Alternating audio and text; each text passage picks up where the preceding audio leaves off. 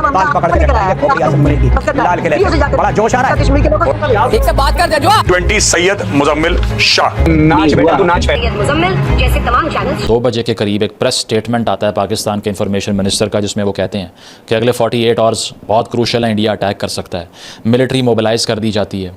इसके अलावा जो हम ये देखते हैं कि जो मिलिट्री हार्डवेयर है उसकी मोबिलाइजेशन हो रही है दोनों साइड्स पर। हम ये देखते हैं कि वार्निंग्स दी जा रही हैं कि किसी भी वक्त ब्रीच हो सकती है सॉवरेनिटी की, हमारी साइड पे, उनकी साइड पे। इसके साथ साथ हम ये भी सुनते हैं कि ये सारा कुछ होने के बाद इंटरनेशनल कम्युनिटी का रिस्पांस जो सामने आएगा वो बहुत बड़ा डिसाइडिंग फैक्टर होगा। इस सारी सूरत हाल में जो फ्रंट लाइन सोल्जर्स थे ना, वो ना फ़ौजी थे पाकिस्तान के और इंडिया के, ना वो सिविलियन लीडरशिप थी, वो एंकर्स थे।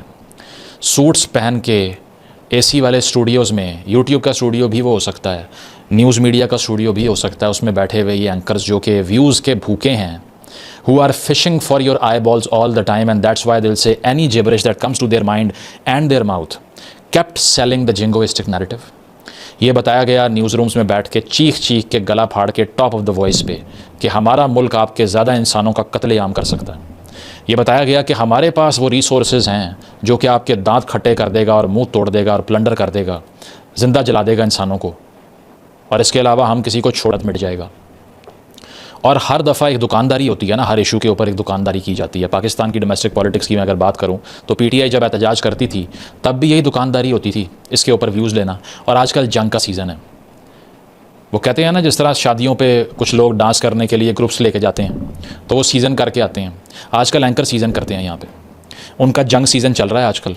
और भारत में तो आपको पता है जो मेन स्ट्रीम मीडिया है वो तो, मैं तो उसके क्लिप्स देखता हूँ, I seriously have no idea what is happening. मुझे समझ नहीं आती ये कौन देखता होगा। एक तो वो क्लिप था जिसमें लिटरली किसी ने कोई पता नहीं बंदूक उठाई हुई है या डंडा उठाया हुआ है और वो कैमरे को दिखा रहा है कि हम सर काट देंगे, ये कर देंगे, इधर से भी एक गेस्ट गया हुआ। इसके अलावा पैनल पे हमेशा 2 लोगों को बुला के बिठा देंगे जिसमें से पाकिस्तान का सबसे राइट विंग बंदा चूज़ करेंगे जो कि वहाँ जाके गला फाड़े और चीखे और गालियाँ दे, ठीक है, और वहाँ से भी ऐसा ही बंदा चूज़ करेंगे और सर्कस लगा देंगे और बाद में ऑडियंस देख के तालियाँ बजाएगी, नफ़रत अंगेज़ मवाद को प्रमोट करेंगे। और वो बिल्कुल ठीक करते हैं। उसकी वजह यह है, वो आप ऑर्केस्ट्रा पिट थ्योरी है एक मैस कम्युनिकेशन की, वो आप ज़रूर पढ़िएगा। और इसके अलावा तमाम जो मैस मीडिया की साइंस है वो यही कहती है कि सबसे बड़ी जो करेंसी है वो अटेंशन है। अटेंशन अगर बेवकूफ़ों की हासिल करनी हो तो तमाशा ही लगाएंगे ना। अगर मैं यहाँ बैठ के अमन की बातें, डी एस्केलेशन की बातें, पीपल टू पीपल कॉन्टैक्ट की बातें, इसके अलावा ह्यूमन डेवलपमेंट इंडेक्स को बेहतर करने की बातें करूँगा, बच्चों को लिटरेसी देने की बात करूँगा, लिविंग कंडीशन दोनों साइड पे बेहतर करने की बात करूँगा, मैस पॉवर्टी ख़त्म करने की बात करूँगा, कौन देखेगा भाई? मुझे तो यहाँ बैठकर ये कहना है कि हिंदुस्तान तुम घुस के दिखाओ, वो हशर करेंगे तुम्हारा कि नस्लें याद करेंगी। या अगर मैं भारत में अर्नाब गोस्वामी या इस तरह का माल बेच रहा हूँ तो वहाँ बैठ के ये कहूँगा कि बस बहुत हो गया, आज ये फ़ैसला हो गया कि पाकिस्तान को नहीं छोड़ना और दोबारा इस नाम का मुल्क की दुनिया के नक्शे पे नहीं होगा। मैंने देखा वो गौरव आर्या साहब हैं वहाँ पे, वो एक टीवी डिबेट में खड़े होकर क्या कह रहे हैं, अब और कुछ नहीं चाहिए, अब कोई सर्जिकल स्ट्राइक नहीं करनी, अब किसी एक पॉइंट पे अटैक नहीं करना, अब पाकिस्तान के आर्मी चीफ का सर चाहिए। कटेंगे सब, बाल पकड़ के रखा है खोपड़ी आजम मुनीर की लाल किले बड़ा जोश आ रहा है। भाई क्या बात कर रहे हो, क्या बेच रहे हो तुम? तुम्हें यह पता है कि तुम जिस खित्ते में इस तरह के आर्ग्यूमेंट्स सिखा रहे हो लोगों को करके, जहाँ पर 350 वॉरहेड पड़ा हुआ है, उसका 20% भी चल गया तो 100 मिलियन डेथ होगी। एक आदमी के मरने से फर्स्ट वर्ल्ड वॉर शुरू हो गई थी, फ्रांस फर्डिनेंड की बात कर रहा हूँ, जिसमें सर्बियंस ने किसी और पे इल्ज़ाम लगाया, बीच में इटली भी आ गया, जर्मनी भी आ गया, रूस भी आ गया, अमेरिका भी आ गया, सब सारा वेस्ट भी आ गया। और क्या हुआ बाद में? मैस मर्डर हो गया। यूरोप में मर्द ख़त्म हो गए 2 अजीम जंगों के बाद। आज तक जो है ना वो डेथ टॉल पूरा नहीं कलेक्ट होता किसी से, लेकिन ये इतना आसान है बैठ के उसका सर ले आओ, उसका सर काट दो, यही चल रहा है और बिक रहा है। और इस सारी सूरत हाल के अंदर जो यूट्यूब बैन की खबर आई, मैं इसको रिस्पॉन्ड नहीं कर सका। कहा गया कि 16 चैनल्स हैं जिसको इंडियन गवर्नमेंट ने एक रिक्वेस्ट पे बैन कर दिया हिंदुस्तान में व्यूअरशिप के लिए, और रीज़न ये साइड की गई कि लॉ एंड ऑर्डर सिचुएशन है और ये चैनल्स जो हैं वो नेशनल सिक्योरिटी का इशू क्रिएट कर सकते हैं। अब इसमें पैटर्न तो कोई नहीं था, यानी कि स्पोर्ट्स चैनल भी हैं, शुएब अख्तर का चैनल भी है, द पाकिस्तान एक्सपीरियंस भी है, और भी चैनल्स हैं, लेकिन ये ऑफिशियल लिस्ट जो थी वो इनकम्प्लीट थी, क्योंकि मैंने और लोगों से बात की, उनके भी नाम शामिल हैं, मेरा भी नाम इसमें शामिल था। तो ये नाम सुन के सबसे पहले पाकिस्तान में कुछ बैठे हुए लोगों ने तालियां बजाईं। आप तो हमेशा से यही बातें करते आए जो कि इंडिया के लोगों को पसंद आएंगी, और देखें आपका चैनल भी बैन हो गया। वो वजह है ना कि जब भी इस तरह का कोई वाक़या होता है तो चाहे वो इंडिया में कोई पीस की बात करने वाला हो या पाकिस्तान में पीस की बात करने वाला हो, उसको बहुत गालियाँ पड़ती हैं, उसको इतनी गालियाँ दी जाती हैं कि लो कर लो तुम बात दोस्ती की। तो हमें भी इसी तरह कहा गया ट्विटर के ऊपर और जगहों पे। मैंने एक जगह भी ये तक नहीं लिखा कि मेरा चैनल बैन हो गया, क्योंकि मुझे मातम नहीं करना कि देखें कितना बड़ा मैं फ्रीडम ऑफ स्पीच का चैम्पियन हूँ कि हिंदुस्तान ने मेरी आवाज़ बंद की है। अब पहली बात तो ये है कि बहुत से लोग जो इस बात पे जश्न मना रहे थे, उनकी इतला के लिए ये बता दूं कि मेरा चैनल इंडिया में नहीं पाकिस्तान में भी पार्शली बैन है। मुबारक हो आपको। इसका मैं आपको विजुअल डिस्प्ले भी दिखा दूंगा कि पाकिस्तान में मल्टीपल नेटवर्क्स के ऊपर जब आप मोबाइल डाटा से मेरा यूट्यूब चैनल एक्सेस करते हैं वो नहीं खुलता, बफर करता रहता है। कोई और चैनल लोग खोल लेंगे, मेरा चैनल नहीं खुलेगा। कोई एक ऐसा दिन नहीं होता, मैं आपको अपना इंस्टाग्राम का डीएम दिखा सकता हूँ उसके स्क्रीनशॉट निकाल के, जिसमें लोग ये कह नहीं रहे कि भाई हमने VPN भी यूज़ कर लिया, नहीं चल रहा, और वो पाकिस्तान में बेस्ड हैं, पाकिस्तानी नेटवर्क यूज़ कर रहे हैं। हर वो सहाफ़ी, हर वो जर्नलिस्ट और इंडिपेंडेंट कमेंटेटर, अगर वो रियासत को बहुत प्यारा है और पसंद आ रहा है, उसमें मसला है कोई, ये लिटमस टेस्ट है, आप याद रखिएगा। और वो अपनी रियासत की सिर्फ बात नहीं हो रही, वो दुनिया की कोई स्टेट भी अगर है, if they get to like a journalist so much that they decorate the journalist with presidential awards and state awards and all that means he has been telling lies all his life. तो मैंने इस पर भी कभी बात नहीं की कि मेरा चैनल पाकिस्तान में फायरवॉल के अंडर आया हुआ है, जो कि आया हुआ है। मेरे अपने मोबाइल फ़ोन के ऊपर जब मैं अपनी वीडियो अपलोड करके मोबाइल डाटा पे देखता हूँ वो नहीं चलती, तो मेरी रीच पाकिस्तान में भी लिमिट कर दी गई। अब अगर इंडिया वाली बात आपने कर ली है तो उसका भी जवाब सुन लें कि आपको क्या लगता है कि ऐसी बात करना जिसमें एक सॉफ्ट नैरेटिव बताया जा रहा है, जिसमें एक्नॉलेजमेंट की जा रही है हिस्टोरिकल बैगेज की, मिस्टेक्स की, वो किसी के मफाद में हो सकता है? दुनिया की कोई स्टेट की मशीनरी जो जंग के ऊपर फीड कर रही है और जिंगोइज़म फैला रही है ताकि उसका नैरेटिव मज़ीद तगड़ा हो जाए, मैं इंडियन स्टेट की बात कर रहा हूँ, पाकिस्तानी स्टेट की भी बात कर रहा हूँ, वो क्या अफोर्ड कर सकती है कि ऐसे लोगों की दोनों लोग बात सुन लें जो कि ये मंजन, ये चूरन नहीं बेच रहे? नहीं कर सकती। क्या वजह है, मुझे ये बताइए कि पाकिस्तान से इस तरह के स्पीकर्स इंडियन चैनल्स पर बुलाए जाते हैं जिन्होंने ज़िंदगी में कभी पीस की बात ही नहीं की। आप कोई इंडियन चैनल उठा के देख लें, आपको पाकिस्तान से वो शख्स बैठा हुआ दिखाई देगा जो सिर्फ़ और सिर्फ जहर उगलता है इंडियन चैनल्स के ऊपर बैठ के। क्या वजह? Because they want you to see the worst side of Pakistan so that it goes with their narrative. क्यों नहीं बुलाते डॉक्टर तैमूर रहमान को इंडियन चैनल्स के ऊपर इंटरव्यू करने के लिए सारे कॉन्फ्लिक्ट पे? क्यों नहीं बुलाते डॉक्टर अमार अली जान को? क्यों नहीं बुलाते डॉक्टर आसिम सजाद अख्तर को? शहजाद गयास को क्यों नहीं बुलाते? चलें यूट्यूबर्स पे भी आ जाता हूँ मैं, ठीक है, अगर आपने एकेडमिक्स नहीं लेने। इसके अलावा मैं भी आपको कभी दिखाई नहीं दूंगा किसी इंडियन चैनल के ऊपर, ठीक है। और बहुत से इंडिपेंडेंट जो कमेंटेटर्स हैं, और भी बहुत से नाम होंगे फिल वक्त जहन में नहीं आ रहे, क्यों नहीं बुलाते उनको? क्योंकि वो बात नहीं करेंगे जिसमें सिर्फ जंग में तेल डालने की बात हो रही है, ताकि व्यूअर भी गुस्से से फट जाए और 10 गालियाँ वो दे, आपकी TRP टॉप पे चली जाए और बात ख़त्म हो जाए। इसीलिए हर वो चैनल जो कि वहाँ के लोगों तक पहुँच रहा है और उसमें वॉर का जिंगोइज़म नहीं है, वो वाकई ख़तरनाक है। ये ज़ैद हामिद टाइप जो हैं, ये तो मैंने सुना है बाद में बैन हुए हैं, जब सोशल मीडिया पे आउटरीच आया कि इनको क्यों नहीं बैन किया। उसकी वजह यह है कि वो तो उतना थ्रेट नहीं है, थ्रेट तो समझ की और अकल की बात है। और इस पर बहुत से लोगों ने कहा कि लें जी, ये तो अब दुकानदारी बंद हो गई और ये हो गया और आपने तो सिर्फ काम ही उनके लिए किया था। तो पहली चीज़ तो ये है कि पाकिस्तान का कोई एक शहर बताएं। अब मैं बोस्ट नहीं करता कभी ज़िंदगी में इस तरह की चीज़ों को, क्योंकि ये पॉइंट नहीं है। ये चैनल मैंने अपनी PR करने के लिए नहीं खोला हुआ पहले रोज़ से, इसीलिए मैंने कभी कैमरा पे आके ये तक नहीं बोला कि लाइक, सब्सक्राइब, शेयर कर दें और मैं बहुत मशकूर रहूँगा आपका, जो स्ट्रैटेजी बहुत से लोगों ने टेकअप कर ली बाद में।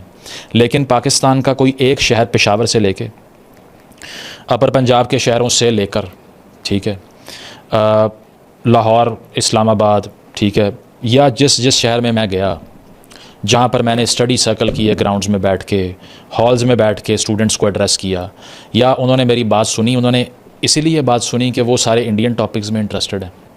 या आपको क्या लगता है कि ये जो फुटेजेस मैं आपको दिखा रहा हूँ कि जब PTI की गवर्नमेंट में जाकर मैं पेशावर में गुफ्तगू करने के लिए जाता हूँ, 2000 लोग आते हैं हॉल में बैठने के लिए, ये सारे इंडियन थे भाई, वो सब इंडियन थे। इसके अलावा मेरी फेसबुक के ऊपर जो व्यूअरशिप, जो कि यूट्यूब की कलेक्टिव व्यूअरशिप से 4 गुना ज़्यादा है अगर पिछले 5 साल की वीडियोस को एग्रीगेट किया जाए, जिसकी 80% ऑडियंस पाकिस्तान से है, 2% इंडिया से है। वो सारे के सारे वो भी इंडियन थे जो सुन रहे थे मुझे, ठीक है। इसके अलावा मैं पंजाब यूनिवर्सिटी जैसी राइट विंग तरीन स्पेस में जाके मुझे बताया जाता है रिसेंट हिस्ट्री में इतने लोग नहीं सुनने के लिए आए, वो भी सारे इंडियन एजेंट बैठे हुए थे। इसके अलावा 4 दफ़ा मैं ब्लैक होल में जाता हूँ जहाँ 50% लोग अंदर आ सकते हैं, बाकियों को घर जाना पड़ता है, वो भी सारे इंडियन थे भाई जो मुझे सुन रहे हैं, सही है। और इसके अलावा यूट्यूब के ऊपर भी आज से 3 साल तकरीबन पहले, 2 साल पहले, जब मेरी 10-20% भी इंडियन ऑडियंस नहीं थी, जब मैंने पाकिस्तान की हिस्ट्री की दूसरी सबसे बड़ी पॉडकास्ट की with 3 million views on a political issue की बात कर रहा हूँ, after the prime minister, ex prime minister Imran Khan, closely lagging behind him, वो भी सारी की सारी इंडियंस ने सुनी थी, ठीक है। तो इसके अलावा जब मैं टीवी के ऊपर एक शो करता हूँ 8 बजे का प्राइम टाइम एक्सप्रेस न्यूज़ पे, जो कि पाकिस्तान के top 5 most viewed political talk shows में से एक है, वो भी सारे के सारे इंडियन देख रहे हैं। और इसके अलावा मेरी सारी वीडियोस जो मैंने आज तक बनाई हैं उसको आप निकाल के देखें, और अगर उसमें से मुझे आप 2 से 3 भी डोमेस्टिक इंडियन इश्यूज़ के ऊपर बात करते हुए देख लेंगे तो मुझे बताइए।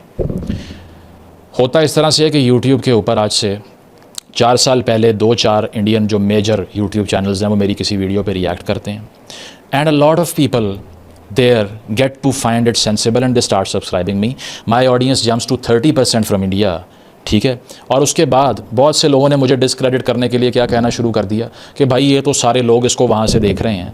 तो मैं उनको फिर चैलेंज कर देता हूँ कि पूरे पाकिस्तान के किसी एक शहर का नाम आप लें, मेन स्ट्रीम शहर का, कोई गांव तो ऑब्वियसली नहीं होना चाहिए क्योंकि वहाँ पर अनफॉर्चुनेटली वो नैरेटिव उस तरह से पहुँचा ही नहीं अभी कि लोग हमारी बात भी समझ सकें। तो किसी मेन स्ट्रीम शहर का आप नाम लें और मुझे 48 घंटे दें और मुझे फिर बताइएगा कि लेफ़्ट स्पेक्ट्रम से या लिबरल स्पेक्ट्रम से कोई एक आदमी भी इतनी ऑडियंस इकट्ठी कर चुका हो। और ये वो बात नहीं हो रही कि मैं कोई शोबिस सेलिब्रिटी होने की वजह से वहाँ पे मीटअप कर लूँगा।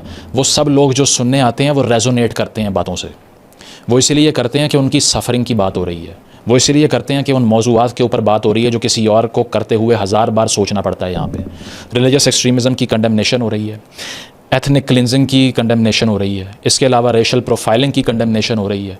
गिलगित से लेके चित्राल से लेके पाकिस्तानी साइड ऑफ कश्मीर से लेके कोयटा से लेके बलूचिस्तान से लेके एक्स फाटा से लेके साउथ पंजाब से लेके ट्राइबल एरियाज़ ऑफ सिंध तक कोई एक जगह का इशू बता दो जो रेज़ नहीं हुआ होगा इस चैनल पे। That's the reason why these youngsters resonate with us, कि जो वीडियो के अंदर किताब रेकमेंड करेंगे ना अगले दिन बड़े बुक स्टोर्स की डिमांड लिस्ट पे सबसे ऊपर होती है। This is the influence that we are talking about. तो ये बड़ा आसान है ये कहना कि आपका तो अब सारी दुकानदारी बंद हो गई। अगर दुकानदारी आप इस चीज़ को कहते हैं कि मैं अपने घर में जब गूगल मैप्स ऑन करता हूँ तो 120 किलोमीटर दूर आ रहा होता है अमृतसर मेरे घर से, और मैं ख्वाब देखता हूँ कि क्या ही अच्छा होता कि ये 2 जंग के नशे में चूर कौमें ह्यूमन डेवलपमेंट पे और दोस्ती पे फोकस कर लेती। तो अगर आपको ये दुकानदारी लगती है तो बिल्कुल ठीक है भाई, समझें आपने जो समझना है। तो हमें तो इससे कोई इफ़ेक्ट नहीं होगा कि चाहे 10 लोग मेरी बात सुने, एक बंदा सुने, 10 लाख सुने या कोई भी ना सुने। उसकी वजह यह है कि हमने तो ऑडियंस अट्रैक्ट करने का काम ही कभी नहीं किया। लिटमस टेस्ट क्या होता है कि आप पॉपुलर नैरेटिव की बात करके मशहूर होते हो। पाकिस्तान का सबसे पॉपुलर तरीन नैरेटिव पिछले 10 सालों में इमरान खान के कप्तान चप्पल को पॉलिश करना है, जिसका हमने कभी जिक्र तक नहीं किया कि हमें वो पसंद है। आज तक जब पूरी सोसाइटी, मैं आपको अभी गारंटी से कह रहा हूँ 90-10 रेशो में उसकी सपोर्ट में है, I still stand my ground that I do not approve of that man, and not because of the hatred for him, because of his endorsement for Taliban and other issues you know about. तो अगर ये सारा कुछ आई balls और मशहूर होने के लिए करना था तो इंडिया की व्यूअरशिप क्यों लेनी है, अपनी मुल्क की क्यों ना लें भाई। ओवरनाइट आपने जिस तरह के लोगों को जमहूरियत का चैम्पियन बना के पेश किया है, पीटीआई के चैम्पियंस की मैं बात कर रहा हूँ, उनका तो आईक्यू जो है वो गोल्ड फिश से भी छोटा है। तो आपको क्या लगता है कि ये मुश्किल है कि झूठे थंबनेल लिख के इमरान खान जेल से बाहर आ गया 1 मिलियन व्यूज़, कोई मुश्किल काम है ये? हमें करना नहीं आता क्या? लेकिन दिल नहीं मानता। Why should I give in to these popular narratives which are internally inherently problematic. दूसरी चीज़ क्या है सोसाइटी में सबसे बड़ा phenomena? Right wing chauvinism, patriarchal attitudes, ठीक है, कन्वेंशनल बातें, वही जो कि एक ख्वाब दिखाएंगी डिलूजन का आपको कि हम दुनिया की बेहतरीन कौम है। कभी किया नहीं किया। सोसाइटी से लेके पॉलिटिशियन से लेके इस्टेब्लिशमेंट से लेके हर चीज़ पे क्रिटिसिज्म करने के बाद आपको क्या लगता है कि ये एफर्ट हो रही है कि बड़ी ऑडियंस इकट्ठी करनी है? नहीं हो रही। It was an attempt to attract a very few like-minded allies so that they could resonate with whatever I had to say. And if I get to find them on this side of border, that side of border, anywhere in the world, मेरी 30% से ज़्यादा audience western countries में है. Now what do you have to say? So बात ये है, crux ये है इस सारी गुफ्तगू का कि अगर आपको ये लगता है कि ये सारी एफ़र्ट जो हमने की है ये दरअसल ऑडियंस बढ़ाने की एफ़र्ट थी, तो मैंने तो पहले 6 महीने सिर्फ फेसबुक पे काम किया, यूट्यूब तो बनाया भी नहीं. और जो पैसे कमाने की शदीद भूख में पड़ा हो वो पूरे महीने में 4 वीडियोस बनाता है. पूरे मेन स्ट्रीम मीडिया के एंकर्स को उठा के मुझे एक का नाम बता दो जो महीने में 4 दफ़ा शक्ल दिखाता है और उसकी बड़ी ऑडियंस भी है. लोग तो दिन में 3-3 बार जो मुँह में आता है बोल के व्यूज़ ले लेते हैं और पैसे कमाते हैं, घर चले जाते हैं. और हम यहाँ एक मरतबा बात करने से पहले 4 दिन पढ़ रहे होते हैं बैठ के कि ये बात पढ़ के की जाए, वैसे ना कर दी जाए. तो एक तो उन लोगों को जवाब मिल गया होगा अब तक, ठीक है, तसल्ली हो गई होगी. बाकी फ़िलवक्त जो चल रहा है ज़रा उसकी अगर बात कर लें तो फ़िलवक्त ये चल रहा है कि सबसे पहले नरेंद्र मोदी, जिन्होंने अभी तक एक मरतबा भी पाकिस्तान को डायरेक्टली ब्लेम नहीं किया पहलगाम अटैक के ऊपर, उन्होंने ये कहा कि अब आर्म्ड फोर्सेस डिसाइड करेंगे उनका रिस्पांस क्या होगा. जिसका मतलब ये है कि रिस्पॉन्सिबिलिटी उस तरह से नहीं ली गई सिविलियन लीडरशिप की तरफ से, because they knew they are on the receiving end, because they knew that they had to prove something as well and also retaliate in order to substantiate their authority. साथ साथ ये कि पाकिस्तान को जितना blame किया गया इस सारे इशू में वो सब और सिर्फ बैगेज ऑफ हिस्ट्री की बेसिस पे किया गया. मेरे पहले रिस्पांस में मैंने यही कहा कि पाकिस्तान का एक बैगेज ऑफ हिस्ट्री है, इसीलिए बेनिफिट ऑफ द डाउट उनके नैरेटिव को, इंडियन नैरेटिव को जा सकता है. लेकिन जो इंडिया ने एक्सपेक्ट किया था कि इंटरनेशनल पार्टनर्स खुल के पाकिस्तान को ब्लेम करने लगेंगे, नहीं हुआ ऐसा. जेडी वैंस ने क्या कहा, काम डाउन. उन्होंने ये कहा कि रिस्ट्रेंट शो करें, इंडिया ऐसा रिस्पांस ना दे जिससे पूरे खित्ते की सिक्योरिटी एट स्टेक आ जाए. और ये भी कहा कि बहुत से टेररिस्ट अटैक्स जो पाकिस्तान से होते रहे हैं उनको, उनके तनाजुर में पाकिस्तान भी कोऑपरेट करे. बहुत न्यूट्रल किस्म का response. Did not blame Pakistan.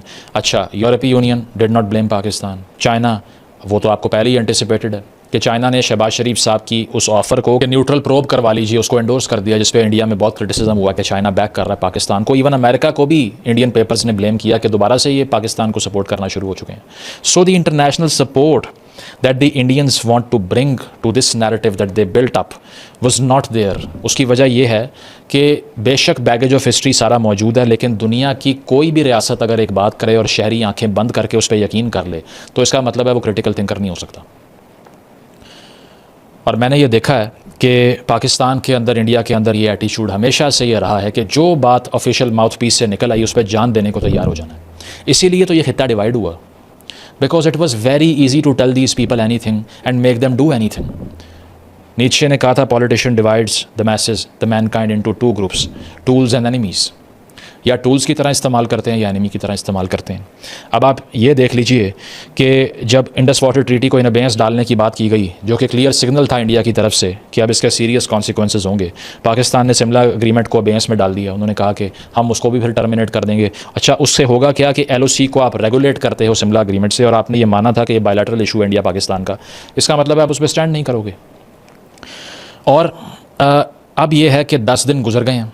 जो एलिमेंट ऑफ सरप्राइज़ होना था अगर ऐसा कोई इनिशिएटिव इंडिया से लिया जाता मिलिट्री सोल्यूशन, वो अब लूज़ हो गया, because Pakistan has taken the advantage of buying this time in preparations, जिसमें हार्डवेयर भी मूव कर लिया उन्होंने.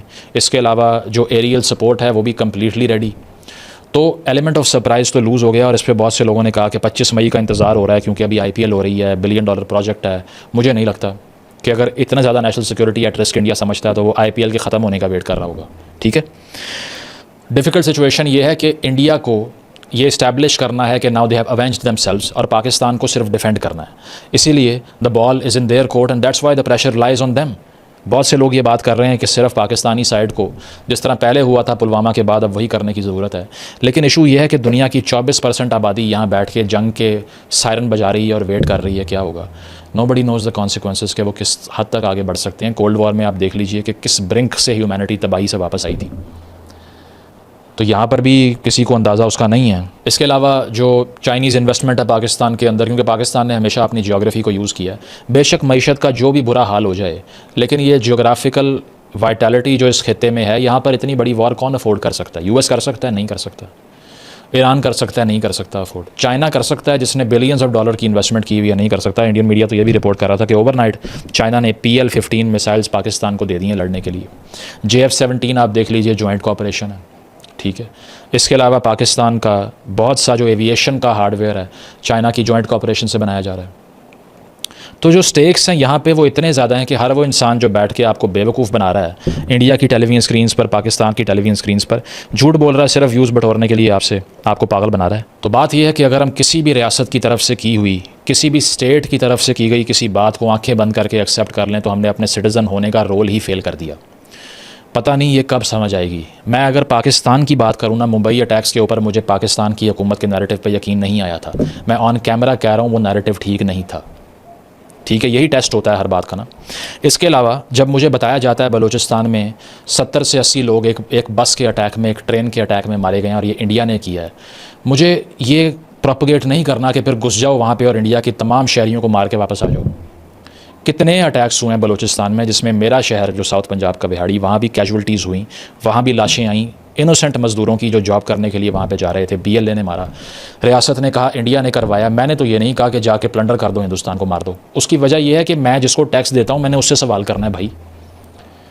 मैं तो हमेशा आपको इन तमाम बलूचिस्तान पर बनी हुई वीडियोज़ में यही कहता दिखाई दूँगा कि ये जो डेप्रिवेशन आपने फैलाई थी उस खित्ते में, वही रेडिकलिज्म में कन्वर्ट हुई है। क्या यही थ्योरी वहाँ पर अप्लाई नहीं हो सकती? हर वो शहरी जो कि स्टेट से, गवर्नमेंट से सवाल नहीं करता, वो डिस्ट्रैक्टेड है, बेवकूफ़ बन चुका है, प्रोपेगेंडा का शिकार हो चुका है। 10 पे एक ज़ाराथुस्त्रा में नीचे ने द न्यू आइडल्स के नाम से एक चैप्टर लिखा है। इसीलिए मैं कहता हूँ फ़िलासफ़ी पढ़नी चाहिए। जिस सिटीज़न ने फ़िलासफ़ी पढ़ी हो उसको दुनिया की कोई स्टेट पागल नहीं बना सकती। सोशल साइंस तो यहाँ कोई पढ़ता नहीं है। डॉक्टर इंजीनियर तो बन जाओगे, दिमाग खाली होंगे, लेकिन जहाँ पर सियासी और हिस्टोरिकल आर्ग्यूमेंट होंगे।